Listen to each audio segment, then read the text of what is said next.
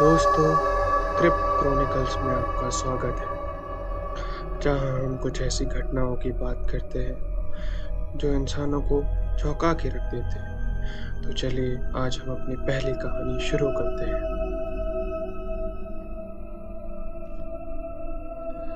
अर्जुन उदयपुर में इंटरव्यू के लिए आया था। बजट कम था, इसलिए उसने ऑनलाइन एक सस्ता होटल बुक कर लिया। तस्वीरों में होटल आधुनिक और सुंदर लग रहा था, लेकिन असलियत कुछ और ही थी।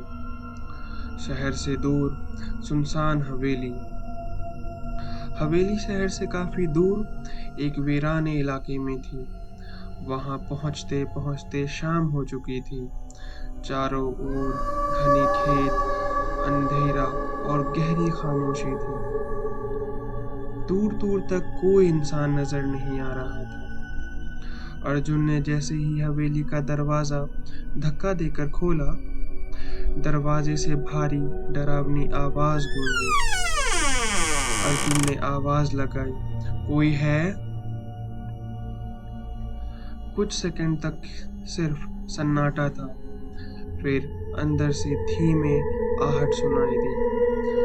हवेली के अंधेरे में से एक बूढ़ी औरत निकली, हाथ में जलती हुई लालटेन पकड़े हुए।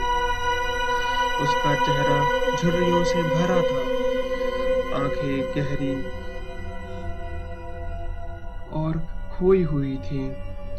उसने धीमे अजीब आवाज में कहा, डरने की जरूरत नहीं बेटा, मैं ही इस हवेली की इंचार्ज हूँ। मेरे पति के गुजरने के बाद मैं ही इसे संभालती हूँ। अर्जुन थोड़ा असहज महसूस कर रहा था, लेकिन फिर भी अंदर चला गया। कमरा जो तस्वीरों जैसा नहीं था। बूढ़ी औरत ने अर्जुन को कमरा नंबर 203 दिया। रास्ते में हल्की हल्की रोशनी झपक रही थी और हवेली के लंबे गलियारों में हर कदम पर एक अजीब सी सिहरन महसूस हो रही थी। अर्जुन ने जैसे ही कमरे का दरवाजा खोला, वह सुन्न रह गया। कमरा वैसा नहीं था जैसा तस्वीरों में दिखाया गया था।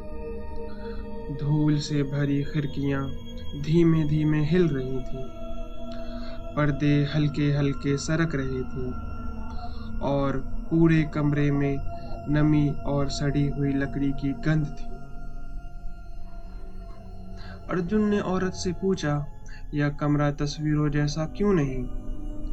वह हल्का मुस्कुराई और बोली, ऐसा नहीं है, तुम बहुत थके हुए हो, आराम करो। अर्जुन ने फोन निकाला, लेकिन नेटवर्क पूरी तरह गायब था। अब वह पूरी तरह अकेला था। अंधेरे में हलचल, रात गहराती ही हवेली में बिजली चली गई। कमरे में अंधेरा छा गया। अर्जुन की फोन की बैटरी खत्म होने वाली थी, इसलिए वह टॉर्च लेने के लिए बाहर निकला। बाहर हर तरफ अंधेरा और डरावनी शांति थी। तभी उसे किसी के धीरे धीरे चलने की आवाज आई। उसने चारों तरफ देखा, लेकिन कुछ नजर नहीं आया। उसने आवाज लगाई, कोई है? कोई जवाब नहीं आया। अचानक ठंडी हवा का एक झोंका आया। अर्जुन ने पलट कर देखा। शीशे में एक सफेद साड़ी में बेहद खूबसूरत लड़की खड़ी थी। लंबे काले बाल, झील जैसी आंखें और एक ठंडी मुस्कान। अर्जुन ने झपक कर पीछे मुड़कर देखा, वहां कोई नहीं था। अर्जुन ने सांस रोककर धीरे से शीशे में दोबारा देखा, लेकिन अब भी वहां वही थी। लेकिन इस बार उसका चेहरा बदल चुका था।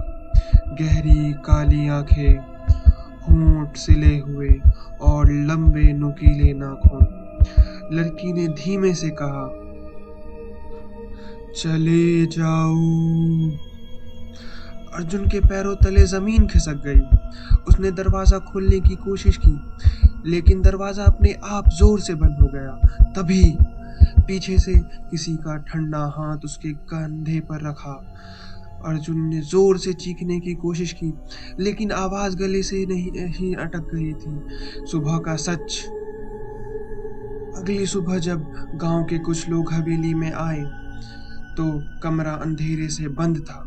जब दरवाजा तोड़ा गया, तो अर्जुन का शव पड़ा था। उसके गले पर गहरे नाखूनों के निशान थे और बिस्तर के पास एक टूटी हुई लाल चूड़ी। लेकिन हवेली की मालकिन कहीं नहीं थी। बस हवेली के दरवाजे पर लालटेन रखी थी, जिसमें अब भी धीमी लौ जल रही थी। दोस्तों, कैसी लगी आपको ये कहानी? अगर ये कहानी आपको पसंद आई हो तो वीडियो को लाइक करना बिल्कुल भी ना भूलें, और चैनल को सब्सक्राइब करें और बेल आइकन को प्रेस करें, और मुझे इंस्टाग्राम पर भी फॉलो करें।